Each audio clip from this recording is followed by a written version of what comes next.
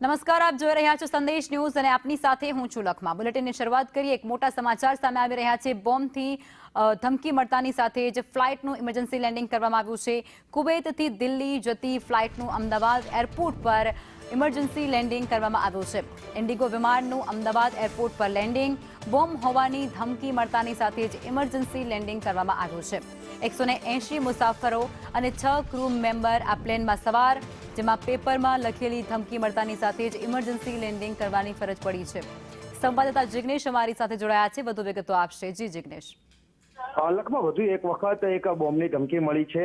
ઇન્ડિગોની flight કે જે કુવૈતથી દિલ્હી જતી હતી તે ફ્લાઇટમાં એટલે કે ફ્લાઇટ જ્યારે હવામાં હતું તે જ સમયે કાગળમાં ધમકી લખેલો બોમ્બ લખેલો મેસેજ મળ્યો હતો બોમ્બને અનુસંધાને। તેને લઈને પાયલટે તાત્કાલિક અમદાવાદ એટીસીનો સંપર્ક કરી અને ફ્લાઇટ છે તેનું ઇમરજન્સી લેન્ડિંગ કરાવ્યું હતું। વહેલી સવારે આ ફ્લાઇટનું અમદાવાદ એરપોર્ટ પર લેન્ડિંગ કરવામાં આવ્યું હતું અને ત્યારબાદ હવે ફ્લાઇટના તમામ જે મુસાફરો છે તેની પૂછપરછ અને સાથે જ ક્રૂ મેમ્બરોની પૂછપરછ અને જે ફ્લાઇટ છે વિમાન તેની અત્યારે તપાસ કરવામાં આવી રહી છે। આખરે ફ્લાઇટમાં કોઈ શંકાસ્પદ વસ્તુ છે કે કેમ, પીડીડીએસ સીઆઈએસએફની ટીમો દ્વારા સમગ્ર જે ફ્લાઇટ છે તેનું અત્યારે ચેકિંગ કરવામાં આવી રહ્યું છે અને આ ચેકિંગ બાદ આના અંગે ગુનો નોંધાઈ શકે છે। પરંતુ અવારનવાર આ પ્રકારની ધમકીઓ મળતી હોય છે, પરંતુ પહેલી વખત એવું થયું છે કે જે બોમ્બ લખેલો જે મેસેજ છે તે પાયલોટમાં નહીં પરંતુ વિમાનમાંથી મળી આવ્યો છે। તે કોણે મૂક્યો છે, કઈ સીટ પાસેથી મળ્યો છે, ત્યાં કયા મુસાફરો સવાર હતા, તે તમામ મામલે હવે છે તે તપાસ શરૂ કરવામાં આવી છે। આભાર જિગ્નેશ।